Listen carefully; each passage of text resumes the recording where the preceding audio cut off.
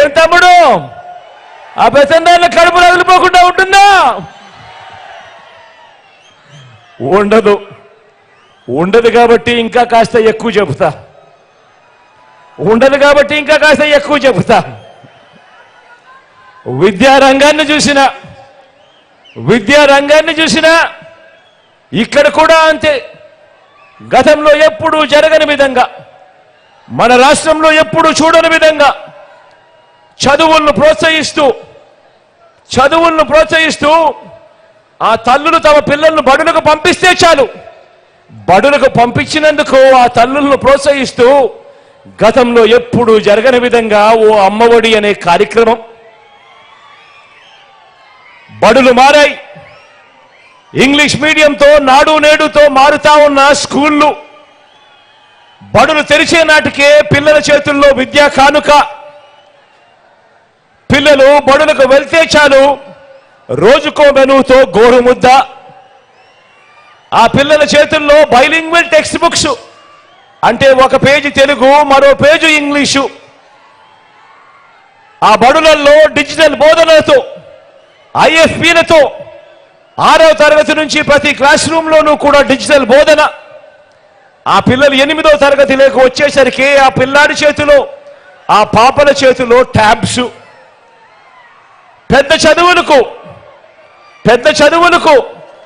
ఏ తల్లి ఏ తండ్రి ఇబ్బంది పడకూడదు అని, అప్పులు పాలయ్యే పరిస్థితి రాకూడదు అని పెద్ద చదువులకు 100% పూర్తి ఫీజులు రీయింబర్స్ చేస్తూ విద్యా దీవెన, వసతి దీవెన.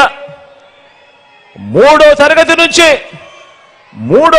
నుంచే ఆ పిల్లలకు ఆ బడులలో సబ్జెక్ట్ టీచర్. 3వ తరగతి నుంచే ఆ పిల్లలకు ఆ బడులలో టోఫుల్ను సైతం ఒక పీరియడ్గా పెడుతూ శిక్షణ ఇస్తూ, సిబిఎస్ఈ నుంచి ఐబీ దాకా ఇంగ్లీష్ మీడియంలో ఆ పిల్లల ప్రయాణం. మన పిల్లలకు, ఇక పెద్ద చదువులు చదువుతా ఉన్న మన పిల్లలకు ప్రపంచ ప్రఖ్యాత విశ్వవిద్యాలయాల్లో ఇక్కడి నుంచే చదువుకునేందుకు అవకాశం ఇస్తూ ఆన్లైన్ సర్టిఫైడ్ వర్టికల్స్ ను మన కరికులంలో భాగంగా చేయడం దగ్గర నుంచి మ్యాండేటరీ ఇంటర్న్షిప్ డిగ్రీలో తీసుకురావడం వరకు కూడా ఇన్ని విప్లవాలు, చదువుల విప్లవాలు మన కళ్ళ ఎదుటే కనిపించేట్టుగా చేసింది ఈ 58 నెలల పాలనలోనే. జరిగింది మీ బిడ్డ పాలనలోనే, మీ జగన్ పాలనలోనే జరిగింది, మన వైఎస్ఆర్సీపీ పాలనలోనే జరిగింది అని చెప్పి కూడా గర్వంగా చెప్తా ఉన్నా. మరి ఇన్ని విప్లవాలు, చదువుల విప్లవాలు కళ్ళ ఎదుటే కనిపిస్తా ఉంటే మరి చంద్రబాబు కడుపు మండదా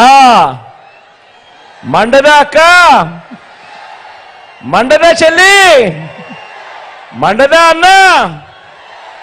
మండదా తమ్ముడు? మరి అందుకే చంద్రబాబు కడుపు మండుతుంది.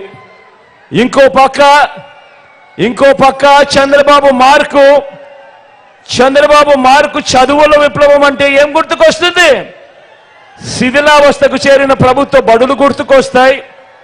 తన నారాయణ చైతన్య విద్యా సంస్థల కోసం బలిపెట్టిన ప్రభుత్వ బడులు మాత్రమే గుర్తుకొస్తాయి. పేద పిల్లలు వెళ్లే గవర్నమెంట్ బడులలో ఇంగ్లీష్ మీడియం వద్దన్న ఆయన మాటలు గుర్తుకొస్తాయి ప్రతి ఒక్కరికి. అవునా కాదా?